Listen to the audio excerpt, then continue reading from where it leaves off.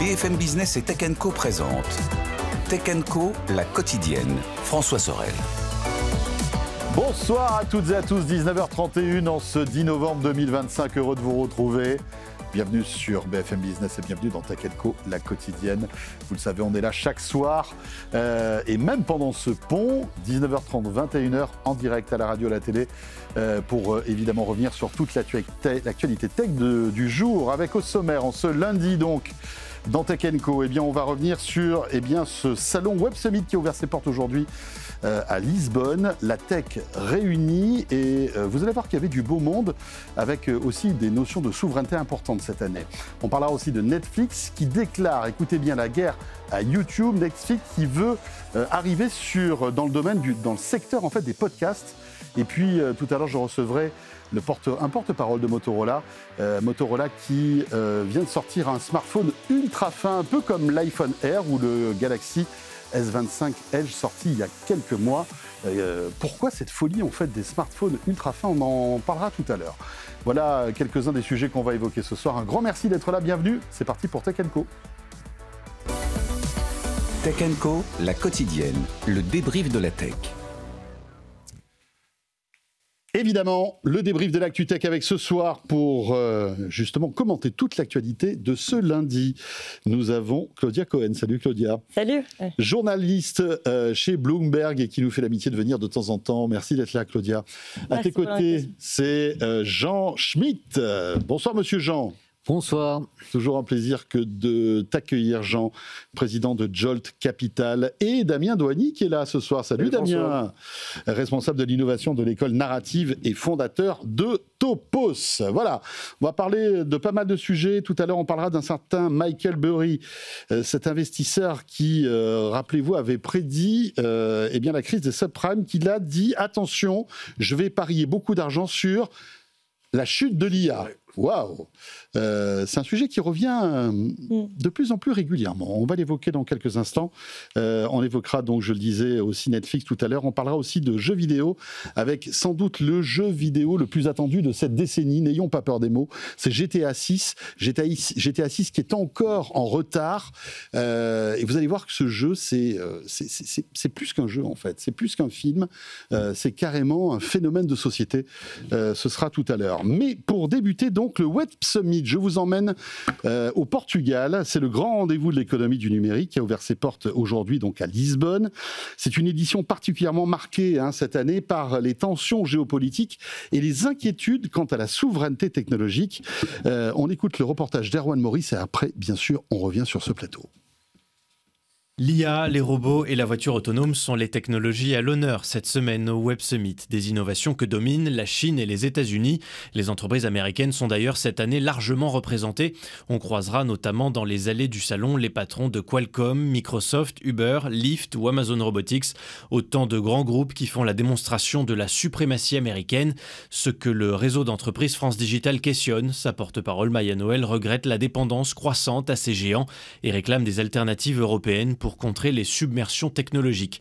À ce sujet, la prise de parole de la commissaire européenne au numérique sera particulièrement surveillée, car Bruxelles, qui dit vouloir défendre ses intérêts, s'apprête dans le même temps, selon le Financial Times, à suspendre partiellement sa législation phare sur l'IA, sous la pression des géants de la tech et du gouvernement américain. Voilà le Web Summit, beau rendez-vous européen quand même, 70 000 participants attendus, 2500 startups, 1000 investisseurs, 900 orateurs. Il faut savoir que les plus grands, les géants américains sont tous là, comme chaque année j'ai envie de dire, parce que c'est un salon qui prend de l'ampleur. Je crois que c'est la 10e édition en plus cette année. Microsoft, Google, Meta, Amazon, Nvidia, Oracle, Scalea, Tencent, Qualcomm, enfin TikTok, IBM, ils y sont tous. Est-ce que vous êtes déjà allé, Web Summit ? Claudia, tu as déjà oui, je suis allée assisté quand je travaillais au Figaro. Au Figaro, oui. J'y suis allée 2 fois. Moi aussi, j'y suis allé une fois il y a quelques années, sympa. Ouais. Parce que déjà, le Portugal est un pays très sympathique. Lisbonne est une très belle ville. Et puis, il fait toujours beau. Donc, c'est cool. Entre deux visites de hall et de stand, vous avez un peu de soleil quand même. Jean, tu connais ? Oui, j'y suis déjà allé. Oui, c'est un endroit super. On ne peut plus poser son avion privé maintenant. Ah oui. On m'a dit que pour y aller, maintenant, il fallait être dérouté en Espagne, tellement il n'y a plus de place sur le tarmac.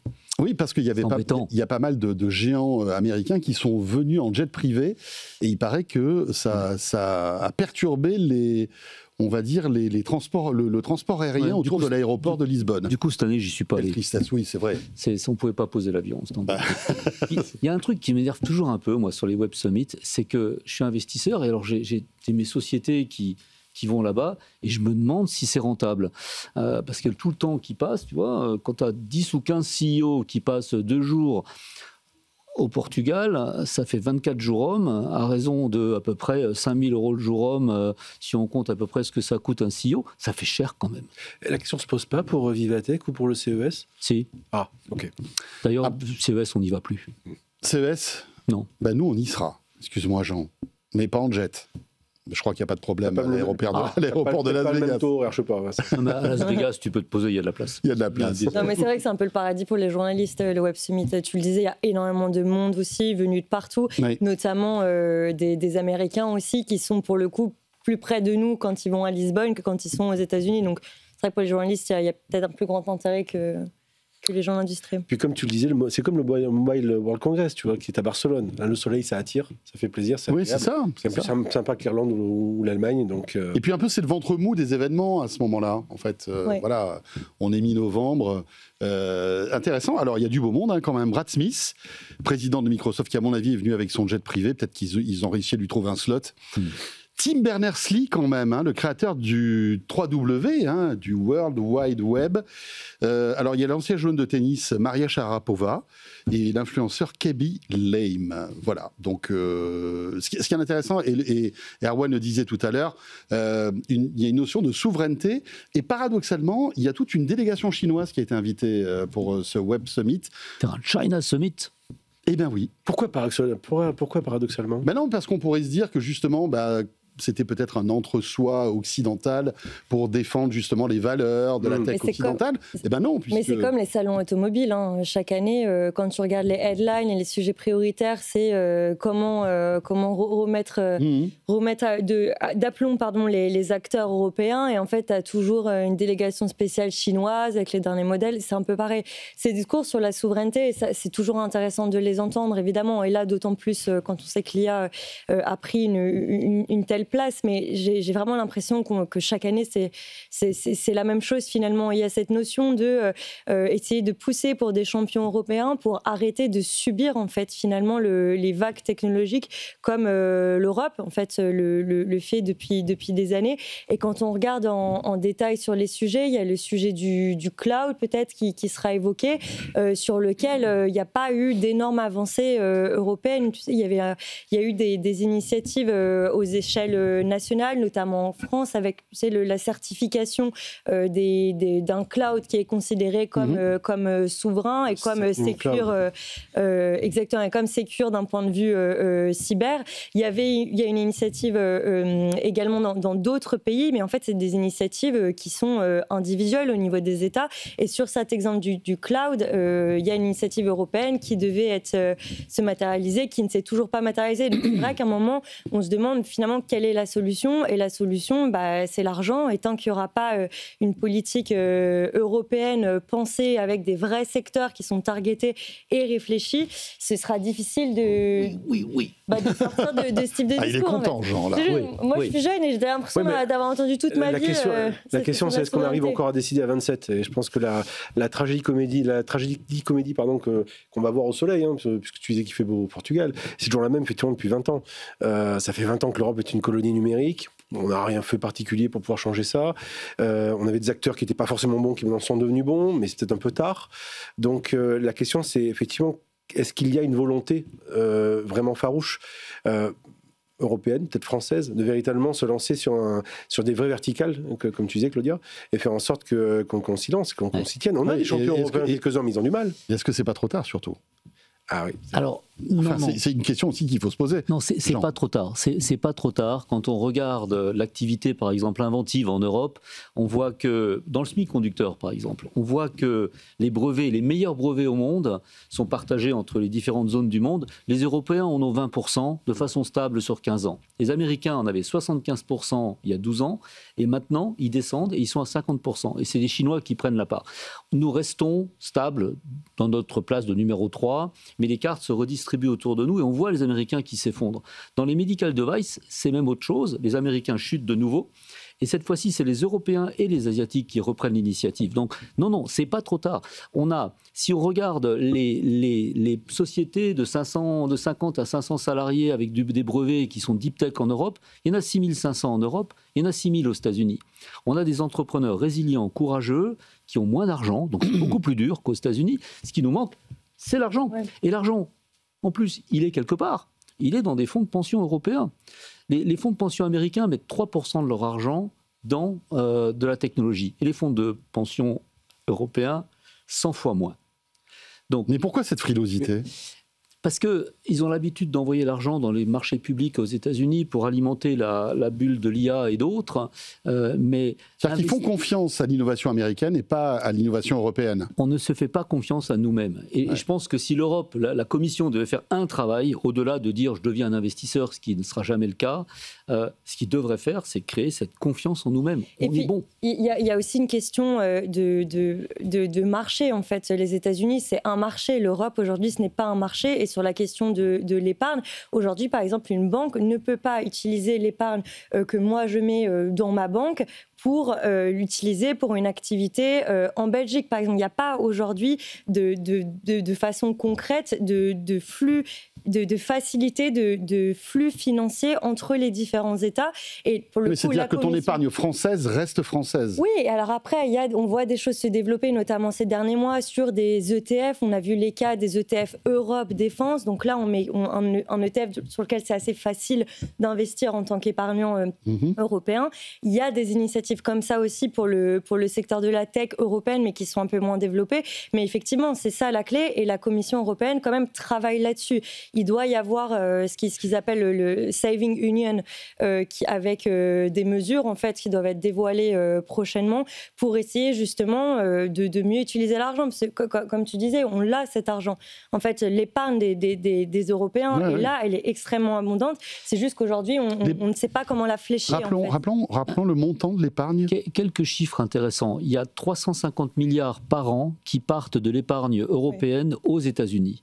Il y a 147 milliards américains qui rentrent en Europe. Donc, si on appelle le Liberation Day le jour où on va équilibrer, on envoie 150 milliards ou 200 milliards de moins par an aux États-Unis et on se finance enfin notre technologie.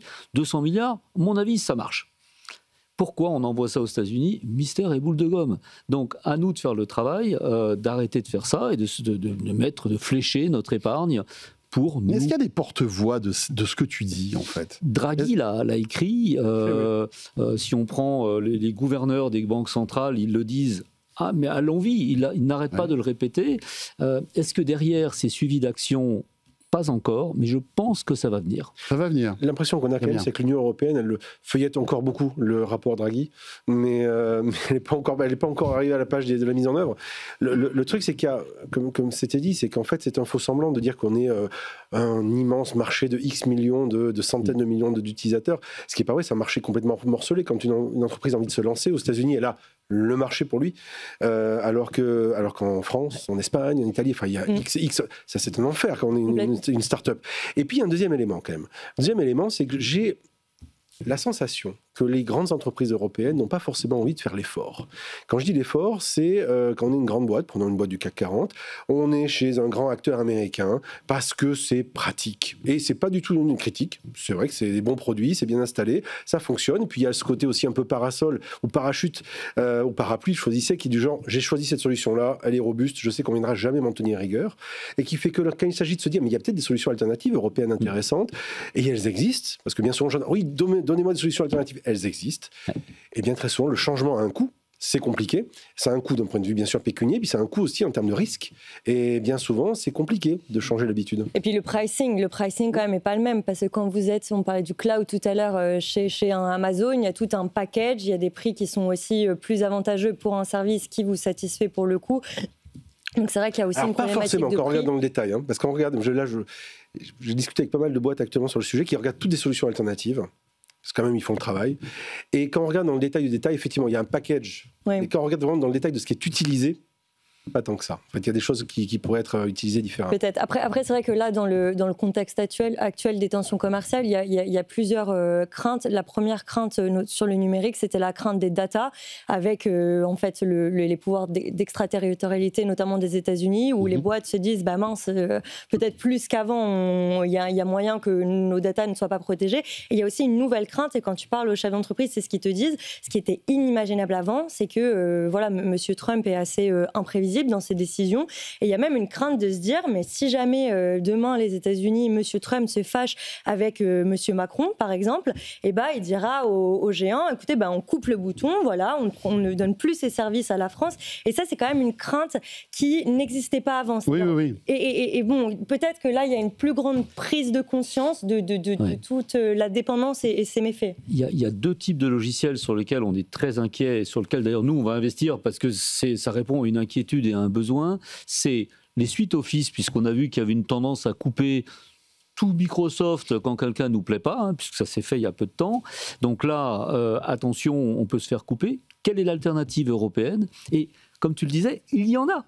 Oui. Il y en a. Et puis, de l'autre côté... que personne n'utilise. Que personne n'utilise. Par exemple, je vous donne un exemple. On n'est pas très bon en marketing, alors que franchement, il y a des bonnes solutions. Si on prenait une bonne solution Office ouverte et des open source Office qui existent en Europe... Il y a OpenOffice, typiquement. Et on n'oblige personne. On dit simplement, dans l'éducation nationale, par exemple, les élèves apprendront à se servir de la bureautique là-dessus et pas sur Microsoft. Parce qu'aujourd'hui, il faut savoir que nos enfants apprennent Microsoft. Oui, bien sûr. Ce qui est hallucinant quand même. En fait, deviennent Microsofto-dépendants. Exactement. Et donc ça, non, on arrête les bêtises, on prend une solution open source européenne. L'autre côté, c'est le développement logiciel. Si les environnements de développement logiciel sont américains et dépendent de LLM américains, nos développeurs ne vont cesser que d'apprendre à des LLM américains à nous vendre des développements que nous faisons. Et donc, il va y avoir un aller-retour là-dessus. Mais nous, si on n'a pas d'IDE ou d'environnement de développement bien designé européen, on va avoir un problème très grave. Sans compter la dimension culturelle, on va dire cachée derrière, qui est la dimension de soft power liée à ces outils-là. Juste une dernière chose, François. Ouais. On parle des LLM, de l'IA, du cloud, etc. Tu disais tout à l'heure qu'il y avait des acteurs chinois qui étaient présents. Oui. Ils sont présents pour une raison particulière, notamment la robotique et les voitures autonomes. Et les Américains vont être énormément présents sur le sujet. On peut se poser la question du cran d'après. Est-ce que nous, Européens, on a des champions par rapport à la voiture autonome? Il n'y en a pas. Et demain, quand on va dire il va falloir faire légiférer sur le fait on ouvre nos routes ou pas à des voitures qui sont déjà existantes de par ailleurs, on va se retrouver sur le même problème, hormis le fait qu'en attendant, on casse l'industrie européenne automobile en demandant de passer à l'électrique de force en 2035. Le paradoxe, c'est qu'effectivement, on n'a pas de leader de la voiture autonome en Europe, mais on a un Valeo, par exemple, qui fournit la plupart des composants pour qu'une voiture devienne autonome. C'est ça le paradoxe, un peu. C'est comme ASML qui va fournir en fait tous les outils pour faire des processeurs de très très haut niveau, et ces processeurs de très haut niveau, ils sont faits en Asie et pas chez nous. C'est assez paradoxal. Mais c'est vrai que la question de la volonté aussi des entreprises et peut-être la sensibilisation qui peut-être doit être faite de façon plus forte auprès des entreprises pour les inciter à changer. On a beaucoup parlé du cloud, mais il y a plein d'aspects. Peut-être que ça, c'est un aspect qui pourrait être travaillé aussi. Alors, est-ce que ça doit venir du politique? Pas forcément, mais ça doit venir de qui, du coup? Enfin, c'est une vraie question, je trouve. Ça sera la conclusion pour ce premier sujet, le Web Summit en ce moment donc à Lisbonne. J'aimerais qu'on évoque notre deuxième vraiment thème hyper intéressant. C'est un certain Michael Burry. Michael Burry, en fait, il s'est fait un nom à Wall Street. À l'époque, en 2008, il avait anticipé la crise des subprimes, ce monsieur-là. Et donc, on l'écoute et on le respecte parce qu'effectivement, il avait vu venir ce tsunami.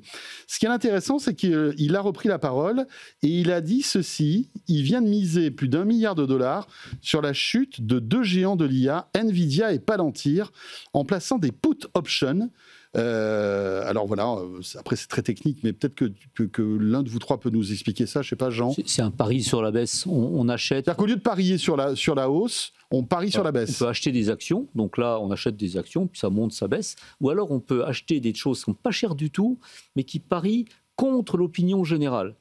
Et là, c'est un pari sur la baisse qu'il a acheté. Et donc, si jamais ça baisse, il va gagner beaucoup d'argent. Et donc là, il mise 1 milliard là-dessus. Quand même, il est incroyable ce gars. Hein. Donc effectivement, il avait misé sur la subprime, donc il s'est fait un vrai nom. Bon, depuis, il a crié une dizaine de fois au loup, ça s'est pas passé. Hein. Donc, d'accord. Ouais, donc il a une petite tendance à siffler souvent dans le sifflet. C'est un type fascinant. Hein. C'est un neurologue, un médecin neurologue. Ah ouais. Qui d'ailleurs n'a qu'un œil. Tiens. Comme beaucoup de devins d'ailleurs dans l'Antiquité, peut-être parce qu'ils avaient fait des erreurs, alors on n'aimait pas trop, on leur crevait un œil. Lui, c'est parce qu'il était malade.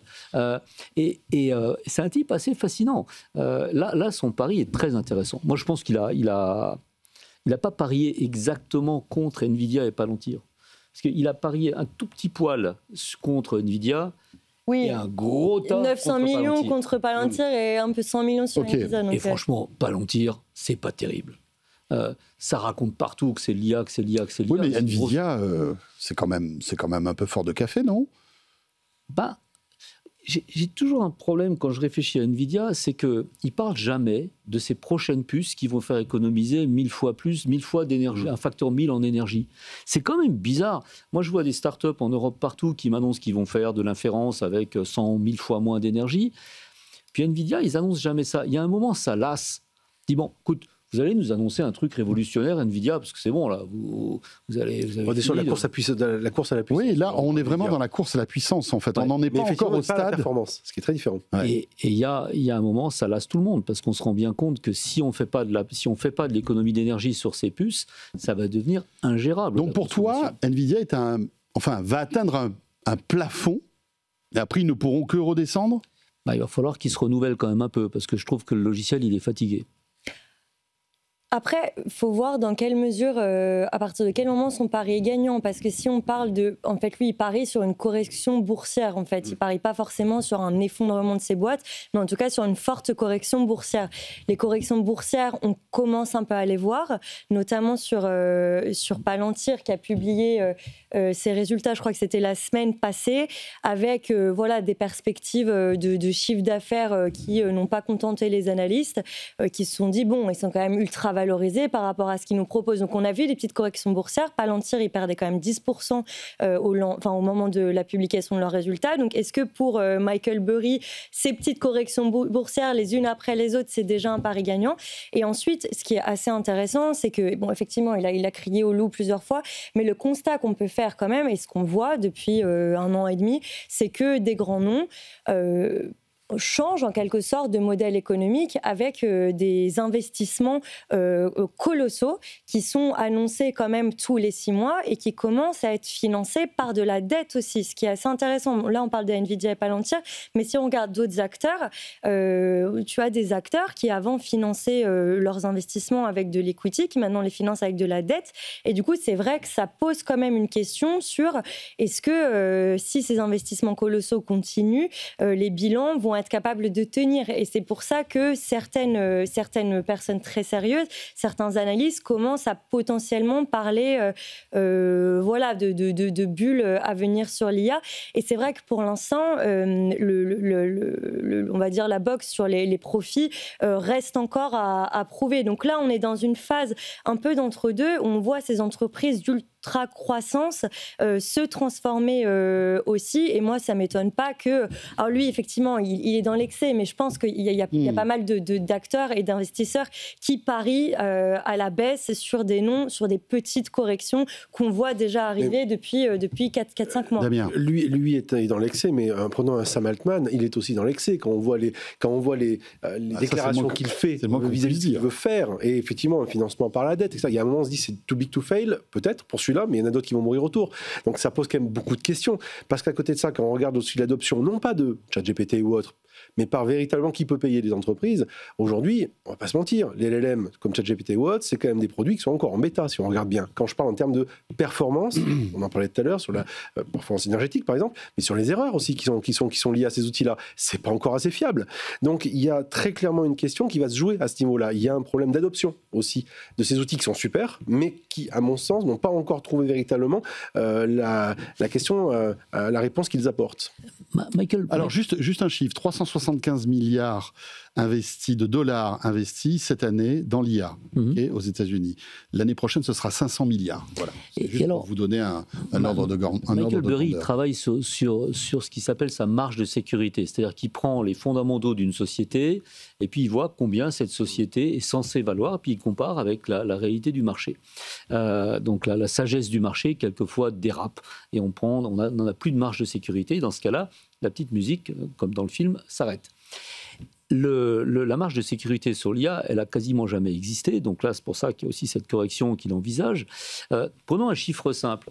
On investit, on va prendre 5 ans d'investissement, et puis on va dire que ça représente à peu près 250, on est à 2,5 trillions investis en IA. Ça commence à faire du vrai argent. Ça ne représente pas 100% des sociétés. Ça, c'est des investisseurs qui vont mettre ça, donc qui vont prendre, on va dire, la moitié des sociétés, ou un quart des sociétés. Allez, 10 trillions de valorisation d'entreprises devant nous. Là, on a un stock de 10 trillions en face de nous. Et puis, il faut quand même faire un multiple. Si on veut gagner de l'argent quand on est investisseur, il faut faire 3 à 5 fois la mise. Il faut gagner 50 trillions. Il faut gagner 50 trillions. 50 trillions... C'est 50 000 milliards, pour qu'on se remette dans le... On commence à rentrer dans les vrais chiffres. On n'arrive même pas à se rendre compte de ce que c'est, mais c'est juste pour... C'est la valeur qui doit être créée pour que les investisseurs fassent un multiple pas trop génial, mais pas mal. 50 trillions. Alors, supposez que les valos soient à peu près de 5 fois les revenus, comme ça se fait normalement, c'est 10 trillions de chiffre d'affaires qu'il faut créer, soit à peu près 10 000 euros par client potentiel dans le monde par an. Donc, la question qu'on peut se poser, c'est ces 10 000 euros, est-ce qu'ils sont disponibles dans la poche des gens? Alors, en France, sûrement pas, parce qu'on est taxé, mais il y a d'autres pays, on aura peut-être un peu plus. Mais on a bien vécu à des situations où, quand les télécoms arrivaient, et on commençait à pousser sur le prix des opérateurs, les opérateurs poussaient sur les prix, les cinémas se vidaient. Puis les stades se vidaient. Bien sûr, oui, parce que le pouvoir d'achat n'est pas extensible. Il n'est pas extensible. 10 000 euros par an pour 1 milliard de citoyens de la planète, ça ne se fera pas. Et donc, la correction, elle est déjà là, la marge de sécurité. Mais est-ce qu'il n'y a pas la correction de se dire que, par exemple, les entreprises vont peut-être investir des centaines de millions, ce qui font que ça compensera peut-être ceux qui ne mettront pas 10 000 euros? Tu vois ce que je veux dire, c'est ça? Aujourd'hui, les LLM attaquent le marché du B2C. Oui. Le B2B aussi un petit peu, mais c'est le B2C. Et il y a aussi, sur cette question de l'argent et qui est prêt à mettre combien, il y a aussi un contexte économique réel qu'il faut prendre en compte. C'est-à-dire quand on regarde les États-Unis, il y a quand même un shutdown depuis quelques jours. Les derniers chiffres sur le marché du travail ne sont pas très bons. Il y a un climat économique qui n'est pas au mieux et qui pourrait freiner les investissements des entreprises comme des ménages sur ces sujets et qui pourrait même freiner, et on le voit un peu aux États-Unis, les investissements en bourse des boursicoteurs amateurs ménages américains. Et puis il y a un moment aussi, à force de mettre de l'IA, on va virer des gens. Et un jour, on va payer qui et comment et qui va les payer les 10 000 euros. C'est un peu un serpent qui se mord la queue. Donc il y a une vraie question par rapport à ça aussi. Il y a un impact, c'est économique et derrière social. Bon, écoutez, on arrête là sur ce sujet parce que c'est vrai que on pourra en parler pendant des heures. Il est bientôt 20h. Petite pause, toujours avec Claudia, Jean et Damien. Et on revient pour notre deuxième partie de ce Tech & Co, la quotidienne. On revient sur l'actualité du jour avec nos experts. À tout de suite. Tech & Co, la quotidienne sur BFM Business. Tech & Co, la quotidienne, le débrief de la tech. Voilà, on débriefe l'actu tech de ce lundi 10 novembre 2025 avec ce soir sur le plateau de Tech & Co, Claudia Cohen, journaliste chez Bloomberg, Jean Schmitt, président de Jolt Capital, et Damien Douany, responsable de l'innovation de l'école narrative et fondateur de Topos. Messieurs, dames, on va s'intéresser maintenant à un sujet qu'a choisi pour nous Claudia ce soir. On va encore parler de l'IA avec ce constat, puisque c'est un article qui est paru dans Bloomberg. Il s'agit des géants de l'IA qui embauchent, écoutez bien, des spécialistes de métiers à prix d'or pour les aider à créer des IA qui remplaceront ces jobs dans l'industrie. Vous avez suivi quand même le truc. Des traîtres. Des traîtres, c'est ça. C'est ça. C'est dingue. C'est dingue. En fait, c'est un de mes collègues aux US qui a fait un papier donc, sur OpenAI, pour ne pas les nommer, qui a embauché une centaine d'anciens banquiers d'affaires, donc de banques très connues, JP Morgan, Goldman Sachs, enfin tous les plus grands noms. Et en fait, ils sont payés $150 de l'heure. Et leur tâche, c'est d'aider OpenAI à construire un bot qui remplacerait... Il va les remplacer, en fait. Alors, qui les remplacerait sur la fonction junior principalement et middle, donc entre un peu moins senior quand même que eux avaient eu.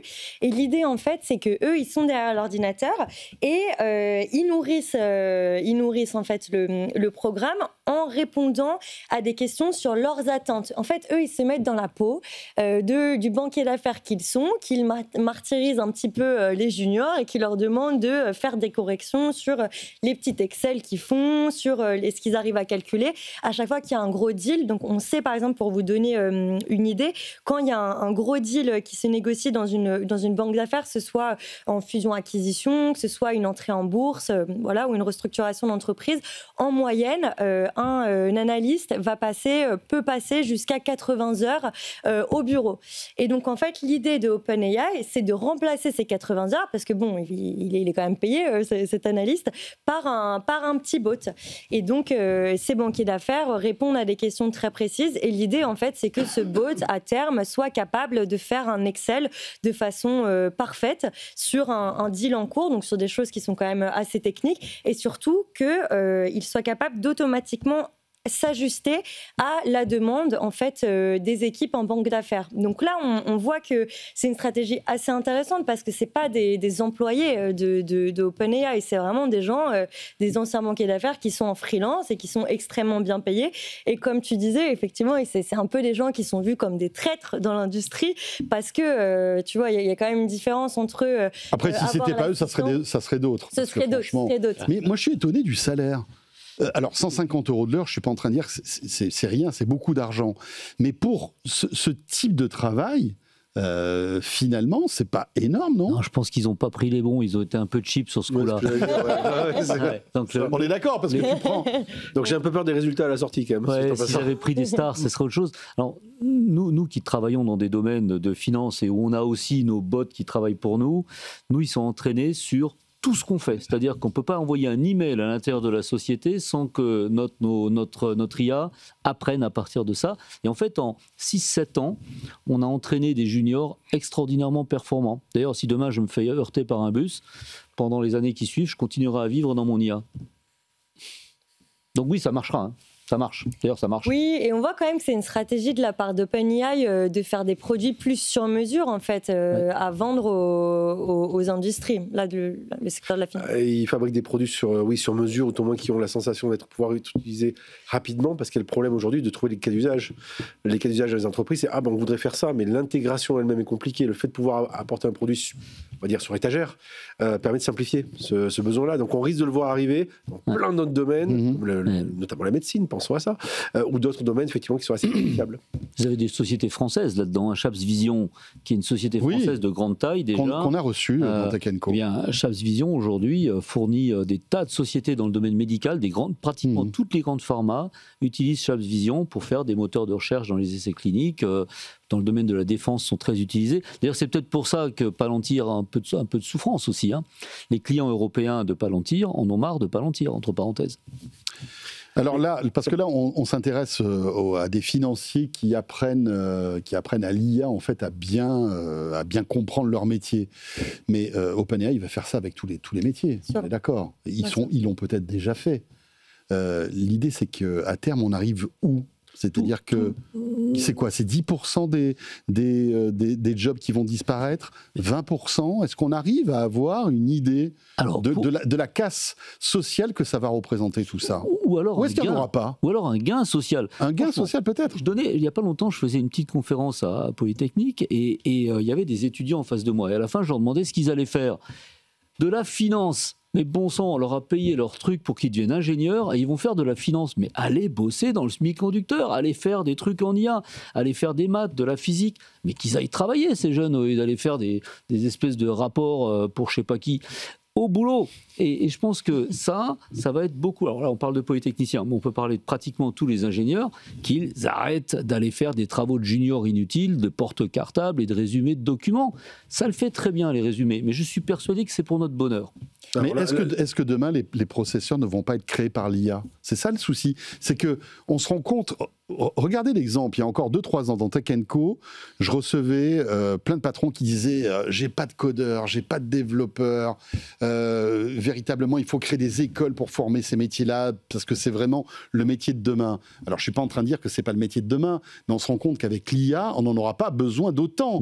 Et ça, il y a 3 ans, on n'avait pas le recul nécessaire. Est-ce que demain, dans 2-3 ans, on se dira tiens, vous savez quoi, une IA, elle arrive à designer un processeur, monsieur, on n'a plus besoin de vous parce que finalement, l'IA va designer le processeur, il va passer dans une machine et automatiquement, il va sortir. L'IA, elle ne sait pas prendre de décision.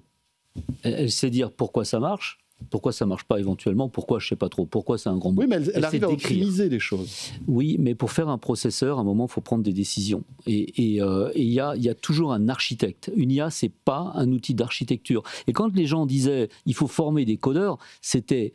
franchement, des abrutis, parce qu'il faut former des mathématiciens. Il y a très très longtemps, quand j'ai commencé à programmer, il n'y avait pas grand-chose comme langage. Et on était il ne faut pas aller jusque-là. C'était l'époque de l'assembleur joyeux. Et à cette époque-là, la Pascaline. Il fallait programmer à la dure. Et si tu veux, on était des matheux. Et c'est ces maths-là qui ont fait les langages qui existent aujourd'hui, les Python, les C++. Et finalement, ces maths, on en a toujours besoin. Et c'est des maths, il nous faut des maths. En fait, il faut arrêter d'embêter les gens à faire du codage. On s'en fout du codage, c'est juste un langage. Et un langage, on peut passer d'un langage à un autre. Les maths, en revanche, ça, c'est pas demain la veille que nos amis de ChatGPT vont nous impressionner en mathématiques, sinon sur des petits monstres. Et quand Sam Altman dit « l'IA va être tellement géniale qu'elle va inventer une nouvelle physique », et j'ai envie de dire... what qu'est-ce qu'il fait? Qu'est-ce qu'il raconte? Une nouvelle physique? Vas-y, je t'en prie. C'est mignon le what tut. Moi, ce qui me pose souci, si tu veux, travaillant dans une école, c'est que c'est bien les mathématiciens, c'est bien tout ça, mais on parle à une élite de la nation. On parlait des polytechniciens tout à l'heure, ou tu parlais à une frange de la population. Il y a derrière, on va dire, le gros de la troupe. Et aujourd'hui, on a déjà des boîtes qui disent on prend plus de stagiaires. Parce qu'on considère que ChatGPT, ça fait le job d'un stagiaire. Moi, je suis horrifié de 2 choses. Un, qu'on confond le fait qu'on pense qu'une IA soit suffisamment bonne pour prendre des décisions, ce qu'elle ne sait pas faire.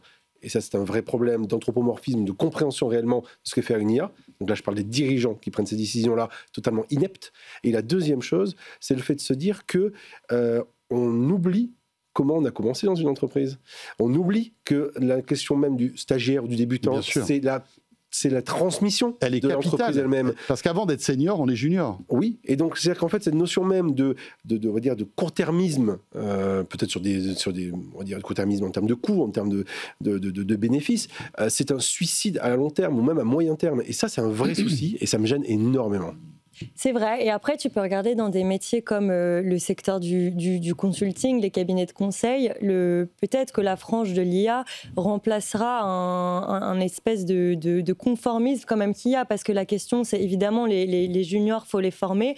Mais peut-être l'IA pose la question de est-ce que la formation qui était donnée aux juniors était la bonne, en fait, pour que les gens apprennent à réfléchir d'une façon peut-être un peu moins conventionnelle que ça peut être le cas aujourd'hui. Après, l'autre question, ça va être est-ce que les entreprises, est-ce que les dirigeants ont le temps de se pencher très sérieusement sur ces questions. C'est censé être leur job. C'est censé être leur job, et quand on est dirigeant, d'avoir la vision de l'entreprise, de savoir où on va, de prendre le temps de se poser là-dessus. Évidemment, ça me pose un vrai souci. C'est très bien que les priorités court terme, moyen terme priment pour énormément d'entreprises, surtout face à l'IA.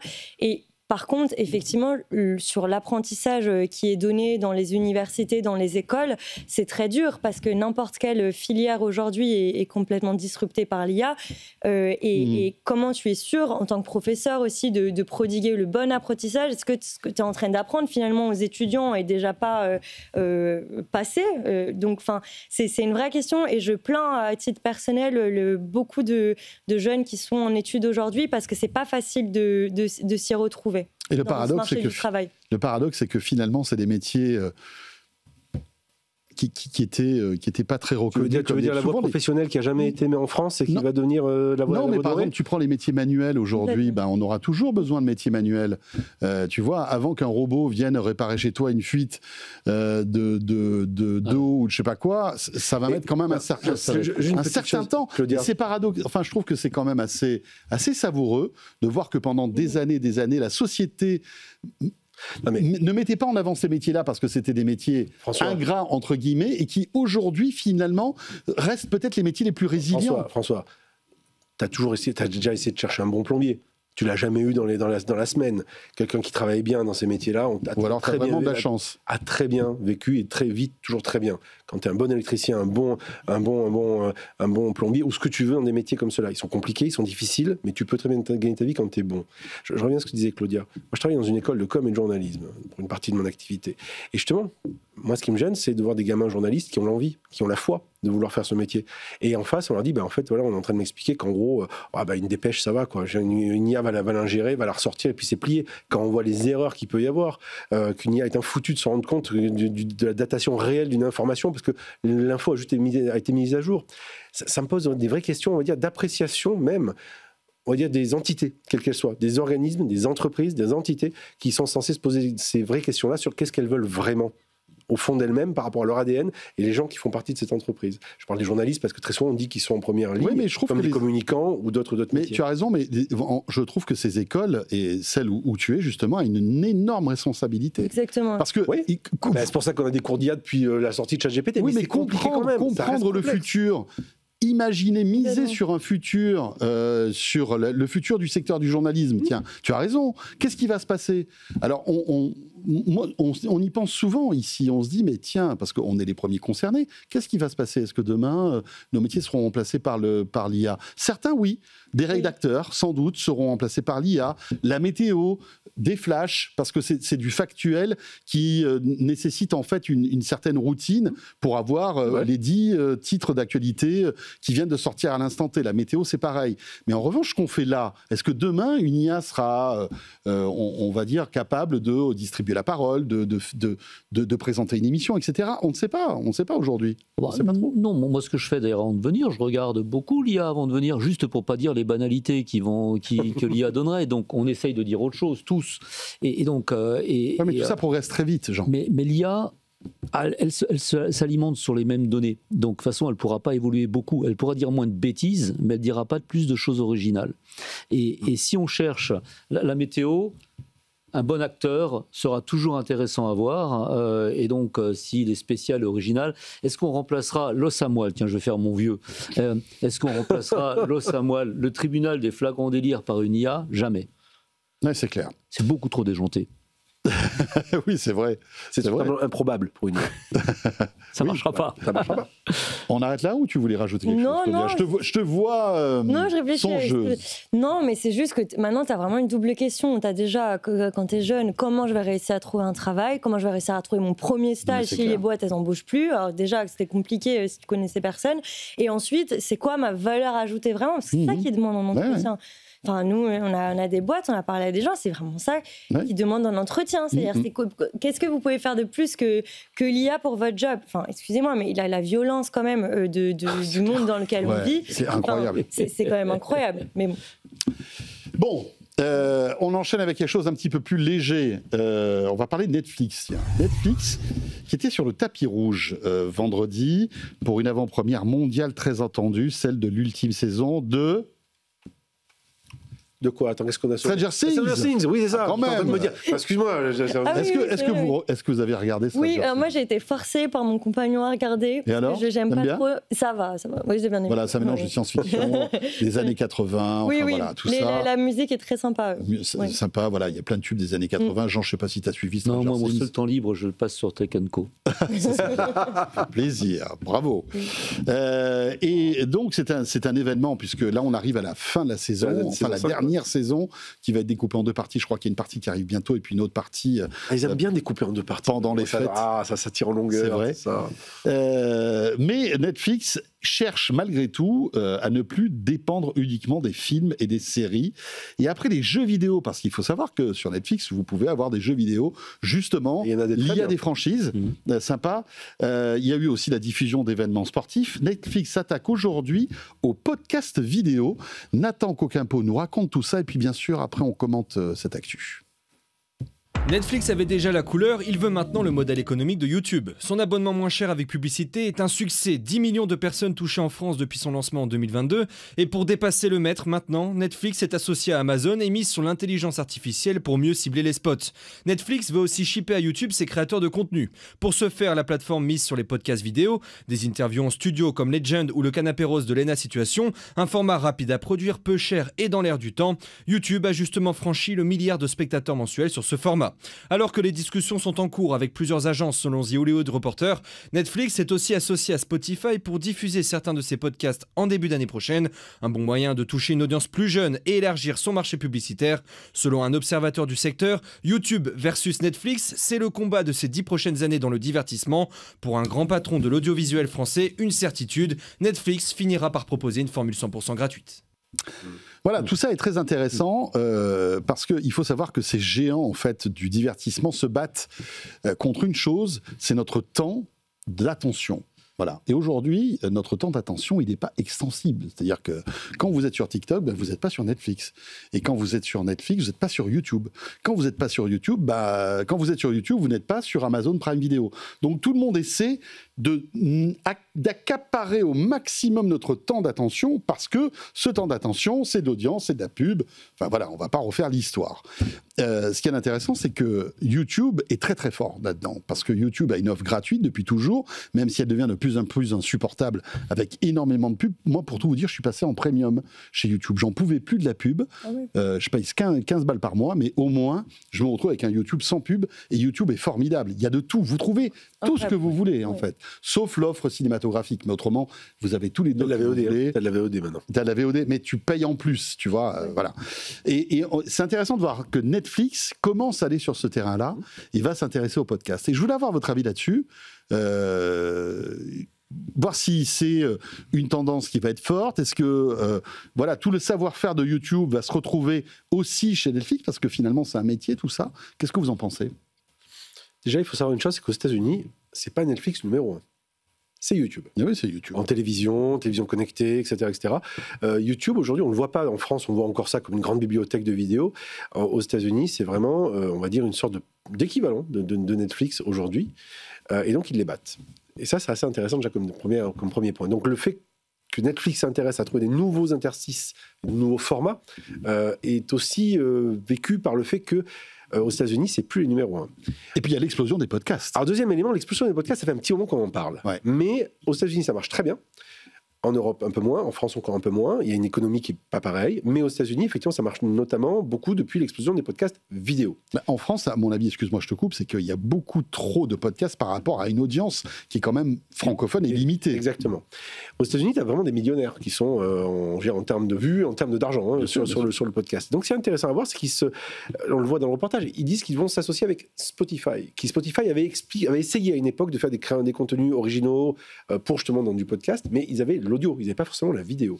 Le fait de se mélanger, de se connecter les deux et faire en sorte qu'ils aient des licences donc des marques fortes, qu'ils ne vont pas mettre chez YouTube. Parce que c'est ça le deal. Le deal, c'est que Netflix plus Spotify égale des contenus originaux et des marques fortes qui ne seront pas ailleurs. C'est un moyen de se réapproprier la stratégie initiale de Netflix qui est, ça se passe chez nous, avec des marques très fortes. Et on a l'exclu, on a House of Cards, etc. Ouais. Claudia. Tu as un côté, évidemment, en fait, tu rajoutes un contenu supplémentaire, donc tu multiplies tes chances que les gens passent plus de minutes sur ta plateforme. Et je trouve aussi sur ce format podcast vidéo, notamment s'ils s'associent avec des créateurs de contenu, ça permet à Netflix de créer des rendez-vous aussi avec le public, parce que c'est vrai que YouTube, en tout cas sur ces formats podcast vidéo, tu y vas parce que tu sais que tous les lundis, tous les mercredis, il y a ta vidéo qui sort de cette personne. Et sur Netflix, t'as pas trop ça en fait. T'y vas quand Stranger Things, la nouvelle saison sort, mais t'y vas de façon plus aléatoire pour voir les contenus qui peuvent te plaire. Mais t'as pas ce truc. Et puis c'est pas une plateforme d'entretien. Exactement. En fait. C'est pas une plateforme où il y a des gens qui parlent. Netflix, c'est du contenu, c'est des séries, des films. Quelques événements sportifs, et encore pas mondiaux, puisque Netflix achète les droits pour certains pays, etc. T'as vraiment, je trouve, une stratégie de rendez-vous, comme c'est le cas sur YouTube, et aussi t'as quand même un côté assez trendy finalement à t'associer avec des personnalités qui sont dans ces podcasts, parce que YouTube, c'est aussi l'économie des créateurs, c'est l'économie des créateurs qui est née sur YouTube, et Netflix a un peu capté cette économie des créateurs, mais de façon quand même assez marginale pour l'instant. Et je pense que cette incursion dans le podcast vidéo permettra de le faire.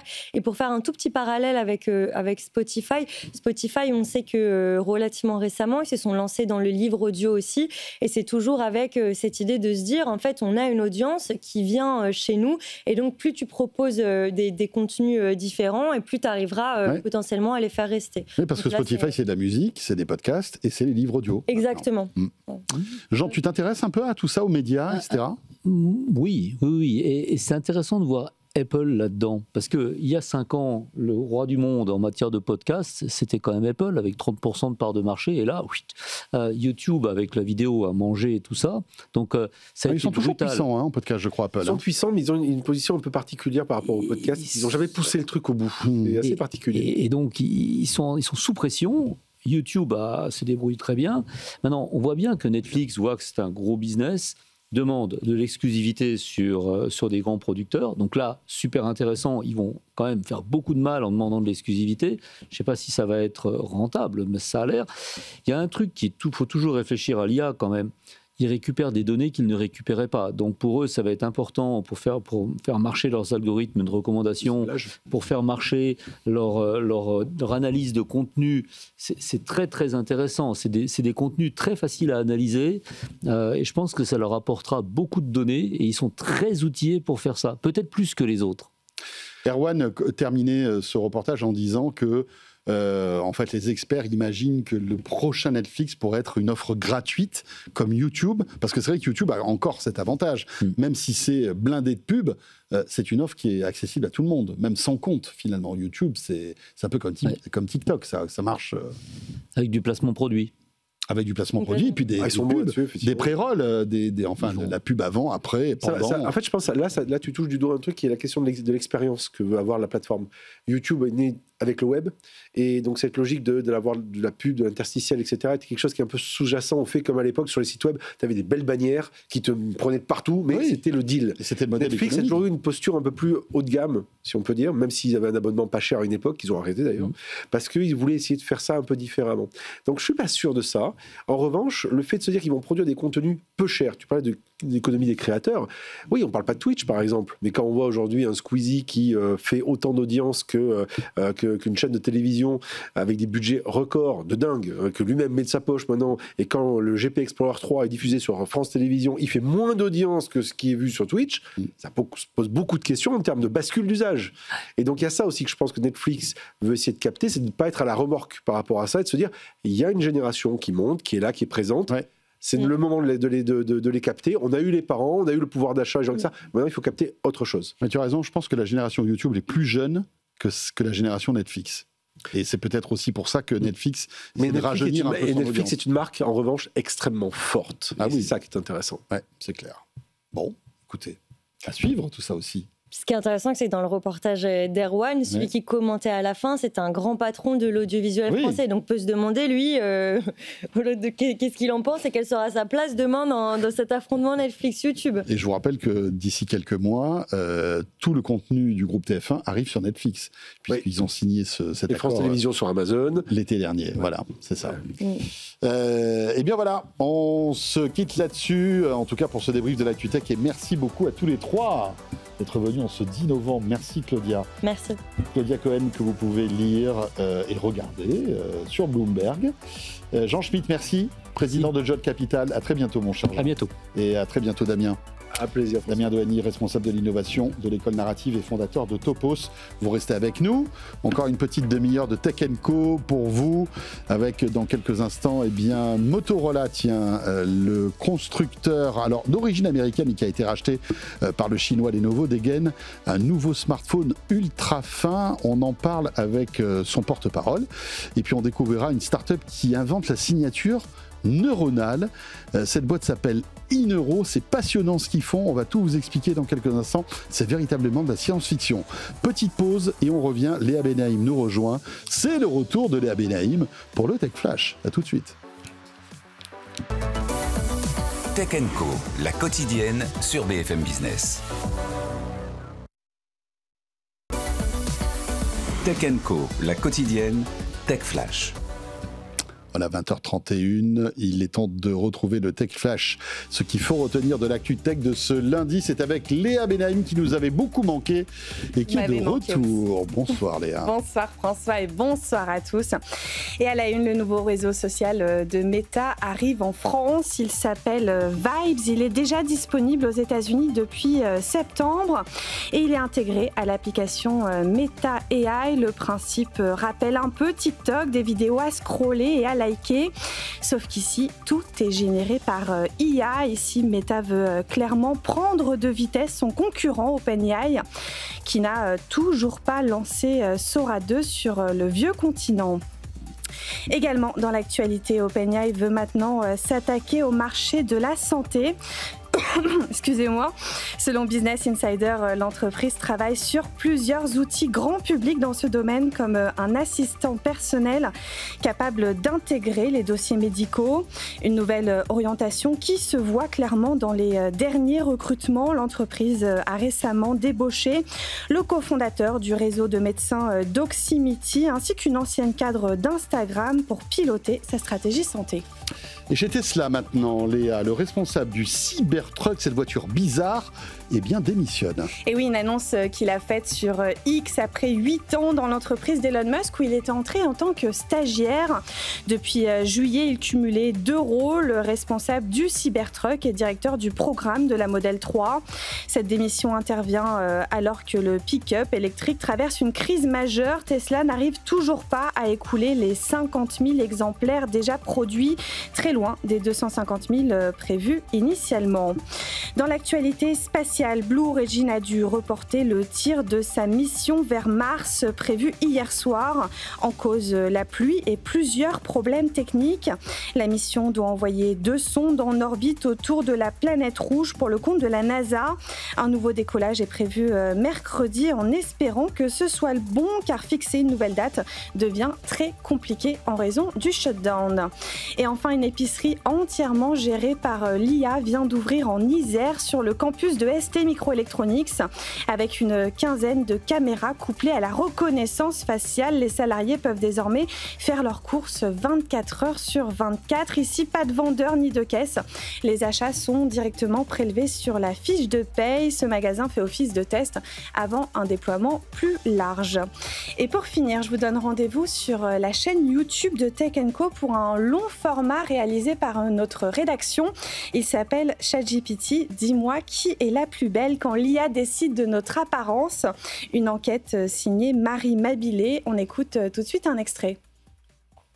Parce qu'à force de discuter avec ChatGPT, des solutions plus radicales comme la chirurgie esthétique sont rapidement proposées.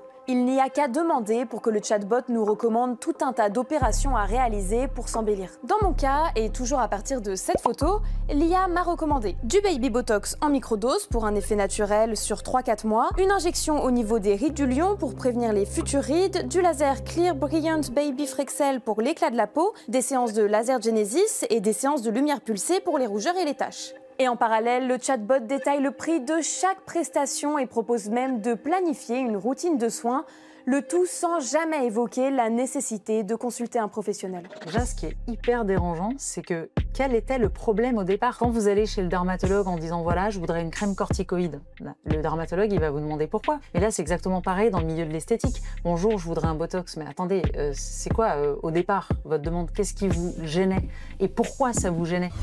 Voilà, ChatGPT, dis-moi qui est la plus belle. Reportage à retrouver notamment sur la chaîne YouTube de Tech & Co ainsi que les replays de cette émission.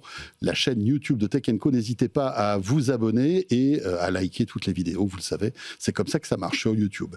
20h36, il est temps de parler de smartphone avec une nouveauté signée Motorola. On en parle avec le directeur général de Motorola France qui est avec nous. Tech & Co, la quotidienne, l'invité. Pierre-Yves Hortmeyer nous a rejoint. Bonsoir Pierre-Yves. Bonsoir. Vous êtes le directeur général de Motorola France. Et oui, Motorola, Hello Moto, smartphone et téléphone mythique dans les années 90-2000, voilà, qui ont fait les beaux jours. À l'époque, c'était on va dire le miniaturisation, voilà, on avait des téléphones tout petits à clapper, et c'est vrai que Motorola était incontournable dans ce domaine-là. Petit creux de la vague avec l'arrivée des smartphones, etc. Vous avez raté le coche, hein, on va dire. En tout cas, ça a été compliqué avec le tactile, etc. Il faut savoir que Motorola a changé pas mal d'actionnaires ces 10 dernières années. Ben, racontez-nous un peu l'histoire de Motorola. On parlait du premier téléphone. Au début, il n'était pas aussi compact que ce qu'on a aujourd'hui. Hein. Enfin, le premier téléphone a été conçu par Motorola. Il faisait 1 kg et il avait à peu près 30 minutes d'autonomie. C'est ça. Et donc, c'était pas simple, mais à l'époque, c'était en tout cas révolutionnaire. Et c'était la classe d'avoir ça. Et c'était incroyable. C'était incroyable d'avoir ça. Ça s'appelait le Dynatac, je crois. Et c'était dans les années 80. C'est ça, tout à fait. Et ensuite, effectivement, il y a eu quelques passages un petit peu plus difficiles. Donc un changement de main une première fois. Donc racheté par Google. Google nous a cédé en 2014 au groupe Lenovo, auquel on appartient désormais. Donc ça a été plus simple d'appartenir à un groupe industriel, enfin, en tout cas avec une logique de hardware et de fabrication, ce qui nous a mené jusqu'à aujourd'hui, et des positions de numéro 3 aux États-Unis, numéro 2 en Amérique du Sud, et un retour sur le marché français plus récent. On a opéré notre retour sur le marché français il y a à peu près depuis 3 ans. Oui, c'est ça. Avec des smartphones donc sous Android qui n'ont rien à envier des autres grandes marques de smartphones. Hein. Il faut savoir que Motorola a un vrai savoir-faire. Est-ce qu'il reste l'âme de Motorola malgré toutes ces ventes successives, le fait que Motorola soit parti chez Google et après chez Lenovo? Il reste quand même l'âme de Motorola? Alors il reste une âme, même plus que ça, hein, la culture autour de Motorola, marque américaine, le siège est toujours basé à Chicago. Oui, alors que rappelons que Lenovo est une boîte chinoise. Oui, est une boîte chinoise effectivement. Mais Motorola a vraiment gardé son ADN US, ce qui nous permet d'avoir des très belles positions de l'autre côté de l'Atlantique, et ce qu'on s'évertue maintenant à développer en Europe. Mais oui, on a gardé cet ADN. Il y a eu une période où l'entreprise avait choisi de mettre les smartphones sous marque Lenovo. Et en fait, on est revenu, le capital Motorola, en tout cas la notoriété de marque et tout ce que ça représente, en tout cas à l'oreille des consommateurs est quand même très précieux. On en parlait tout à l'heure, à la signature Hello Moto, qui est iconique, son logo fait partie des seules marques qui ont des logos très identifiables avec ces ailes de chauve-souris, ce Batwing. Mais est-ce que c'est pas une marque qui a vieilli aussi? Est-ce que les jeunes aujourd'hui s'identifient à Motorola? Alors ça fait clairement partie des cibles qu'on a besoin de reconquérir. Hein. Alors il y a plusieurs façons de les reconquérir. On s'appuie sur 2 piliers qui sont technologiques et design, avec des partenariats fashion, avec Pantone par exemple, pour apporter de la couleur, de la matière différente. Les form factors aussi, on reste une référence du smartphone pliable. On a acquis la position de numéro 1 mondial du téléphone pliable sur le dernier quarter. Ah ouais, vous faites mieux que Samsung et que les autres compétiteurs. Oui. Bravo. Oui, sur cette catégorie de produits, oui. Incroyable. Oui, on doit avoir 70% de part de marché aux États-Unis sur le pliable. C'est dingue. Et alors, ce qui est intéressant, c'est que justement, il faut innover, il faut montrer des nouvelles choses. Alors là, vous êtes venu avec deux smartphones. Je crois qu'il y a un pliable, justement. C'est ça, il y a un pliable et il y a le dernier né, donc qui fait partie de la gamme Edge. Et donc là, on rentre dans la cour des smartphones ultra fins, puisque celui-là fait moins de 6 mm. Et c'est surtout dans sa catégorie, le plus fin et le plus léger, il fait 150 grammes. Donc c'est vraiment extrêmement léger, compact. Sans rien sacrifier à la solidité ou à l'autonomie. Oui, parce qu'il y a plein d'innovations, mais pourquoi les constructeurs courent derrière la finesse actuellement? On voit que Samsung a lancé son Galaxy S25 Edge, Apple avec l'iPhone Air, et vous maintenant, qu'est-ce qui se passe en fait? Pourquoi des téléphones ultra fins? Alors nous, on a attendu un petit peu quand même pour le mettre sur le marché, parce qu'on ne voulait pas faire de compromis en fait sur ce smartphone. Il n'était pas question de mettre un smartphone sur le marché qui n'ait pas la bonne autonomie, qui n'ait pas la bonne durabilité. Ce smartphone, il embarque 4800 mAh. Ça, c'est grâce à la technologie de batterie carbone-silicium. C'est là où vous innovez, c'est pas du lithium-ion. Non. C'est du carbone-silicium. C'est ça, c'est du carbone-silicium. Donc, ça permet de glisser dans 6 mm une batterie qui permet de tenir 50 heures. Ok, donc plus de puissance dans un espace plus réduit. Ok. On aurait pu faire le choix d'avoir un smartphone un petit peu plus épais avec une épaisseur standard et davantage d'autonomie, mais un format aussi léger que celui-là et aussi fin, c'est vraiment séduisant. Et une fois plus, sans rien sacrifier à la durabilité, ce smartphone, il a un châssis en aluminium aéronautique et il a des certifications militaires. Vous pouvez le faire tomber d'1 mètre. Et il ne se passe absolument rien. Vous pouvez l'immerger dans l'eau pendant 30 minutes et il ne se passera absolument rien non plus, puisqu'il est IP68. Qui voulez-vous conquérir avec ce type de smartphone? Les jeunes, justement, qui veulent un téléphone un peu différent des autres, ceux qui en ont marre d'avoir des grosses briques lourdes dans leur poche, parce que vous le disiez, il est ultra fin, mais il est très léger aussi. Oui, il est très léger. À qui s'adresse ce type de smartphone? Ça s'adresse à cette cible, oui, qu'on a assez d'avoir des smartphones qui font un centimètre d'épais, mais pour autant sans jamais rien sacrifier à l'autonomie, quoi. D'accord. Autonomie, appareil photo, parce que c'est vrai qu'on se dit comment défier les lois de la physique, parce que pour qu'il y ait un bon appareil photo sur un smartphone, il faut quand même qu'il y ait un objectif assez épais, voire large. Là, comment faites-vous? Donc on le voit, hein, il dépasse un petit peu d'environ 1 ou 2 mm et il embarque tout de même 3 capteurs qui sont des capteurs Sony. Après c'est retravaillé par l'IA derrière, mais disons qu'il y a énormément d'ingénierie pour arriver à intégrer tout ce qu'il faut dans ce smartphone pour pas qu'il y ait de compromis, justement. C'est un peu le retour qu'on a eu du marché sur les précédentes sorties des smartphones ultra fins. C'est le compromis, les tarifs élevés d'une part, mais aussi les compromis sur les spécifications que les consommateurs n'étaient pas tellement prêts à accepter. On parlera du tarif tout à l'heure, mais c'est vrai, vous le disiez, finalement Samsung a sorti son smartphone ultra fin. Apple aussi, l'iPhone Air. En général, quand Apple sort quelque chose, ça marche. Et là, les premiers retours qu'on a, que ce soit du côté de Samsung ou d'Apple, ne sont pas si dithyrambiques. Finalement, ce n'est pas un véritable succès. Il n'y a pas une attente énorme concernant l'ultra fin. Est-ce que vous n'avez pas peur, vous aussi, d'avoir un flop avec ce type de téléphone? C'est pour ça qu'on a attendu un petit peu. On a écouté les retours des consommateurs qui n'avaient pas forcément envie d'avoir moins d'autonomie, moins de capacité photo ou peut-être un téléphone plus fragile. Et surtout, à un prix qui soit le bon. Ce smartphone, il est lancé, il est officiel depuis le 5 novembre. Il est lancé à 799 €. Oui, donc beaucoup moins cher que les concurrents de chez Apple ou de chez Samsung. Oui.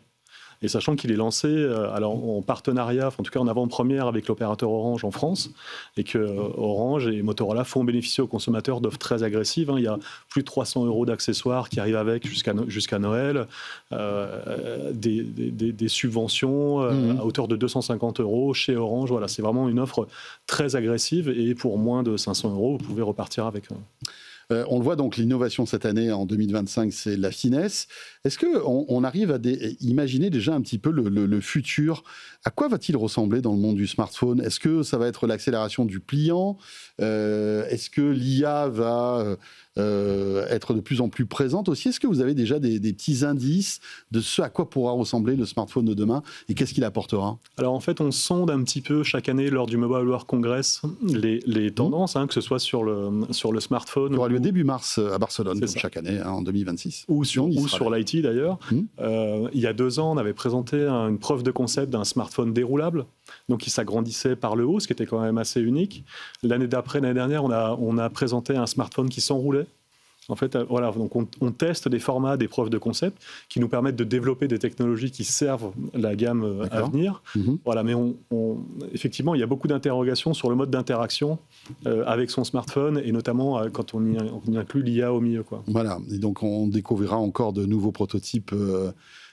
Sans doute à Barcelone au Mobile World Congress. Je vous y donne rendez-vous. Eh bien, vous viendrez nous en parler sur le plateau Tech & Co puisque nous serons à Barcelone. Merci beaucoup Pierre-Yves Hortmeyer, directeur général de Motorola France, avec donc ce smartphone ultra fin, l'Edge 70. C'est son petit nom. Merci beaucoup. Merci. Et à 20h45 tout de suite, direction la rédaction de Tech & Co comme chaque soir. Tech & Co, la quotidienne, la chronique techandco.com. Kesso Diallo nous a rejoint sur ce plateau. Bonsoir Kesso. Bonsoir. Alors ce soir, Kesso, tu vas nous parler d'Amazon qui teste, écoutez bien, parce que c'est hyper intéressant, une IA pour traduire automatiquement des livres. Oui, c'est un nouveau service qui a été lancé en bêta la semaine dernière. Il s'appelle Kindle Translate, évidemment en référence aux liseuses d'Amazon. Et il utilise l'intelligence artificielle pour traduire automatiquement un livre électronique dans plusieurs langues. Mais mauvaise nouvelle, François, le français n'est pas disponible pour l'instant. En fait, Kindle Translate, c'est un service qui est assez limité parce qu'il y a seulement 3 langues qui sont proposées pour l'instant. L'IA, elle peut seulement faire des traductions entre l'anglais et l'espagnol et de l'allemand vers l'anglais. Donc, si tu comprends ni l'anglais ni l'espagnol, c'est pas grâce à ce service que tu vas lire plus de livres. Après, on peut imaginer que bientôt ce service arrivera en français, sans doute. Bientôt, sûrement. D'autant plus que ce ne sont pas tous les livres proposés sur les liseuses d'Amazon qui peuvent être traduits avec Kindle Translate. Oui, c'est une limite de plus. En fait, ce service, il est réservé aux auteurs de Kindle Direct Publishing. Pour ceux qui ne savent pas, c'est la plateforme d'auto-édition d'Amazon. Sur cette plateforme, les auteurs, en fait, ils peuvent désormais sélectionner la langue dans laquelle ils veulent que leur livre soit traduit, mais aussi fixer le prix avant qu'il soit publié. Alors, la traduction, elle ne se fera pas en quelques minutes, mais en plusieurs jours selon Amazon. D'ailleurs, ça c'est important, chaque traduction sera évaluée avant la publication pour s'assurer de son exactitude et les auteurs auront même la possibilité de prévisualiser le résultat avant la publication. Du côté des lecteurs, donc ça veut dire de nous, en fait, on aura une étiquette à côté de chaque livre qui a été traduit par ce service pour être informé et on aura même la possibilité de lire des extraits avant d'acheter le livre, de quoi être sûr que le livre nous plaît avant de payer pour l'acheter. Ah voilà. Mais mine de rien, la question qu'on se pose, est-ce que les traducteurs vont disparaître ? C'est important comme question. Mais ce n'est pas le seul métier qui va disparaître à cause de l'IA. C'est clair. Et on en parle souvent dans Tech & Co et sur la plateforme Tech & Co sur le site. Merci beaucoup, Kesso. Avec plaisir. Kesso Diallo, donc journaliste à la rédaction de Tech & Co, 20h47. Un truc de dingue maintenant qu'on va découvrir sur ce plateau de Tech & Co.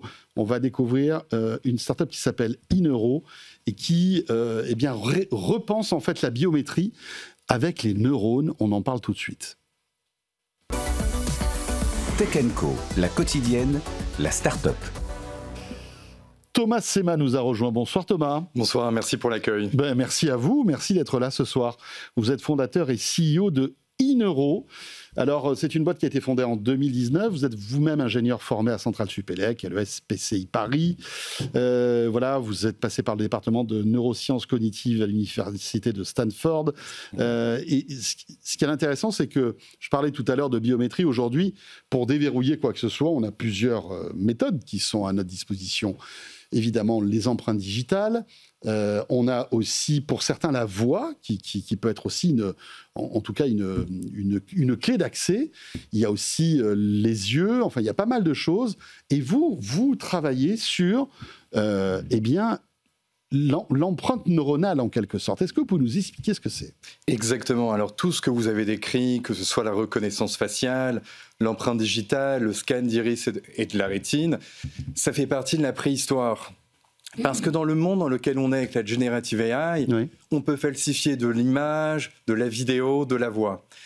Chez Ineuro... Excusez-moi, vous pensez qu'on pourra demain falsifier une pupille, un iris ?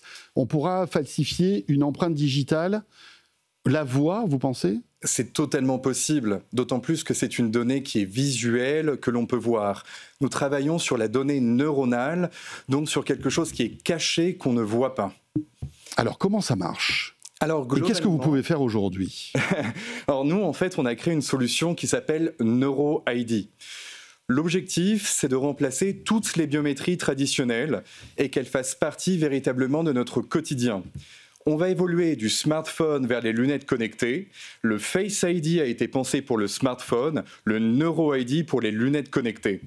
Et on peut intégrer la technologie à la fois soit dans des lunettes connectées, soit dans des écouteurs intra-auriculaires. Notre objectif, c'est que les générations de demain ne sachent plus qu'un mot de passe, juste d'être reconnus en continu, c'est notre vision. Mais on a été au-delà d'une vision parce que bien sûr, je suis loin d'être la seule personne de l'équipe. On a une belle équipe de 10 personnes, des ingénieurs surqualifiés. Et la technologie, aujourd'hui, a été testée sur 25 000 personnes et 30 produits qui vont aller sur le marché au cours des 2 années et demie, 3 années qui viennent. Parce que c'est un marché qui est monstrueux. Le marché de l'identité numérique sera de 133 milliards de dollars à horizon 2030. C'est une étude de Markets and Markets de 2024. Le marché de la neurotech en cybersécurité, 42 milliards. Il faut savoir qu'en 2024, 74% des entreprises françaises ont subi une cyberattaque par ransomware. Et rappelons-le, c'est des défauts en fait de sécurité qui sont parfois tout bêtes. Vous parliez tout à l'heure de Face ID d'Apple, qui est quelque chose qui justement fait oublier l'identification. Et Apple a réussi ça encore une fois en termes d'ergonomie. Il suffit de regarder son téléphone pour qu'il se déverrouille. Vous pensez que aujourd'hui, ce déverrouillage biométrique est devenu obsolète ? Alors, pour la petite histoire, la personne à l'origine de Face ID est l'un de nos business angels qui nous a rejoints. Ok, donc d'accord. C'est une perche énorme que vous m'avez tendu, mais globalement, dans le monde ça de prouve demain, qu'il a confiance quand même en votre solution. Exactement. Et l'idée véritable, c'est que demain, il n'y ait plus d'action à réaliser. Prenons l'exemple de la reconnaissance faciale. Possible et logique, et ça marche extrêmement bien sur un téléphone. Mais comment allons-nous faire sur une paire de lunettes connectées ? C'est impossible. La reconnaissance faciale nécessite un appareil pour prendre une photo ou une vidéo. L'empreinte digitale nécessite de toucher une surface qui est beaucoup trop fine sur une paire de lunettes. Ouais. Et le scan d'iris et de rétine, possible sur la réalité virtuelle, c'est ce qu'on voit dans le Vision Pro, mais impossible sur la réalité augmentée. On pourrait imaginer des capteurs qui vérifient en fait notre iris si c'est le bon lorsqu'on chausse les lunettes, non ? Alors, c'est peut-être de la science-fiction que je raconte, mais... Alors, c'est une excellente analyse. Il faut savoir que prendre l'iris ou la rétine, c'est quelque chose de très coûteux pour les constructeurs. Les capteurs neuronaux, en réalité, sont beaucoup moins coûteux. D'accord. Et notamment, c'est-à-dire que l'iris peut être falsifié avec un modèle en 3 dimensions pour se faire passer pour une autre personne, par exemple. Thomas, expliquez-moi comment, en mettant une paire de lunettes avec des capteurs qui sont là, vous allez capter mes neurones et vous dire « Ah ben ça, c'est bien les neurones de François Sorel et c'est pas celles de Thomas ». Eh ben, globalement, nous avons entraîné nos propres algorithmes qui sont capables en fait, de transformer l'ensemble de ces données neuronales par des chaînes de traitement algorithmique. Et on va concevoir une clé d'accès qui est unique et propre à chacun. Par exemple, vous portez votre paire de lunettes, on va matcher le NeuroID actuel avec celui qui était stocké, et s'il y a un match, vous avez accès à votre espace personnel de la même façon que sur un smartphone pour accéder à vos applications favorites, accéder à votre portefeuille de crypto-monnaies, réaliser des transactions financières de la façon la plus simple possible. Avec un taux de sécurité qui est bien supérieur aujourd'hui à la reconnaissance faciale. D'accord. Il faut savoir qu'on a été capable de bâtir cette solution avec une équipe de 10. On est actuellement en phase de levée de fonds. On a déposé aussi 5 brevets à l'international pour protéger l'innovation. Et c'est vrai qu'aujourd'hui, on a de l'intérêt, que ce soit au Japon, aux États-Unis, en Corée du Sud. Et notre objectif, c'est bel et bien de déployer la solution sur le marché. Parce que si je comprends bien, lorsque je pose mes lunettes sur mon nez, et donc on peut imaginer que les branches touchent effectivement mes tempes, en tout cas une partie de ma tête, comment arrivez-vous à capter, c'est quoi, c'est des signaux électriques que vous arrivez à capter, c'est ça ? C'est exactement ça, ce sont des fréquences... Et on a chacun une signature électrique qui est unique. Exactement. Maintenant, quelque chose qui est extrêmement intéressant. Lorsqu'on prend la reconnaissance faciale, on va créer un modèle géométrique de visage, mais visuellement, on peut voir ce modèle. La force de la signature neuronale, c'est qu'on travaille sur une donnée qui est cachée, qu'on ne voit pas. Et donc, l'algorithme va être capable d'extraire des patterns de reconnaissance qui sont uniques et propres à chacun, de façon à créer cette clé d'accès. Et lorsqu'on la reconnaît, on peut déverrouiller un téléphone, accéder à l'espace personnalisé de nos lunettes connectées, de notre téléviseur, peu importe. Et cette signature neuronale ne bouge pas tout au long de notre vie ? Alors, c'est une excellente question. En réalité, elle évolue dans le temps. Et c'est ce qui la rend d'autant plus intéressante. Oui, parce qu'elle est encore moins falsifiable. Enfin, oui, elle est moins falsifiable. Exactement. Alors, pour nos téléspectateurs, on va rester dans quelque chose d'extrêmement simple. Mais globalement, on a un EuroID, une signature qui est unique et propre à chacun. Okay. Et en fait, on va créer des sous-signatures composites pour renchérir cette grande signature dans le temps. Globalement, lorsque l'utilisateur va porter ses lunettes connectées, on va améliorer cette signature en continu le matin, l'après-midi, le soir. À chaque fois qu'on va porter la lunette, la signature va s'améliorer. De la même façon que la reconnaissance faciale ou l'empreinte digitale. Oui, s'améliore aussi. Exactement. On a l'illusion qu'à chaque fois que la technologie va juger si je suis la bonne personne, en réalité, à chaque fois que l'on dépose un doigt sur l'empreinte digitale, on va améliorer la signature qui est stockée en temps réel. Vous en êtes où aujourd'hui avec ce concept ? Est-ce que ça fonctionne ? Est-ce que vous en êtes dans quelle phase de progression ? Alors aujourd'hui, nous, notre objectif, c'est d'accueillir les meilleurs ingénieurs, les meilleurs doctorants, les meilleurs post-doctorants dans le domaine des neurotechnologies, de l'intelligence artificielle et de la cybersécurité. C'est véritablement ce qui nous différencie d'une boîte de neurotechnologie traditionnelle. Notre objectif, la technologie a été testée sur 25 000 personnes, sur 30 produits différents. Et aujourd'hui, notre objectif, c'est de déployer la solution sur le marché. On discute à la fois avec des acteurs des consommateurs électroniques, de l'électronique grand public. Notamment, on a été invité au CES en janvier prochain, à NeurIPS en début décembre 2025, donc le mois prochain. La semaine prochaine, on est accompagné par Emmanuel Macron à Berlin pour présenter notre technologie à l'ensemble des ministres. Donc on est sur une belle dynamique. C'est que le démarrage. On a de très grandes ambitions. On est une boîte française, mais notre ambition est à l'international. L'objectif, c'est de faire du EuroID un standard d'authentification, que chaque personne sur Terre ait son EuroID. En revanche, il faut qu'il y ait un capteur qui touche notre tête. C'est très vrai, mais lorsqu'on regarde les données de marché, on va évoluer du smartphone vers des lunettes connectées. Oui, bien sûr, mais disons qu'on n'a aucune signature neuronale sur les doigts, par exemple. Exactement. Il n'y a pas l'impulsion électrique est limitée en fait à la boîte crânienne. Exactement. C'est bien ça. Passionnant tout ça. Et on se verra au CES. Avec grand plaisir. Voilà, vous nous expliquerez un petit peu. Mais c'est intéressant de voir, est-ce que des boîtes justement qui vont sortir des lunettes connectées sont intéressées par votre technologie pour déverrouiller tout ça. Merci Thomas Sema, vous êtes fondateur et CEO donc de Ineuro. Pour terminer ce Tech & Co en ce lundi, merci de nous avoir suivis. La bonne nouvelle, c'est qu'on sera là demain, mardi 11 novembre, en direct, à la radio, à la télé. Puis d'ici là, si vous avez raté le début de ce Tech & Co, les replays et les podcasts vous attendent bien évidemment. À demain, dès 19h30, avec plaisir.